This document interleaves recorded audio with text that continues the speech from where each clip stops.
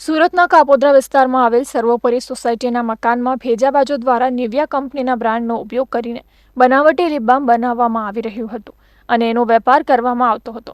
જે અંગેની જાણ કંપનીના ઇન્વેસ્ટિગેશન ઓફિસરને થતાં તેઓએ કાપોદ્રા પોલીસને સાથે રાખીને રેડ કરી હતી અને પોલીસે ₹1,57,000નો લિપ બામનો જથ્થો જપ્ત કર્યો હતો અને નિવિયા કંપનીના બ્રાન્ડનું ડુપ્લિકેશન કરતા પૂર્વેશ ગોરધનભાઈ સોજિત્રા અને વિપુલ નરોત્તમભાઈ કાછડિયાની ધરપકડ કરી હતી.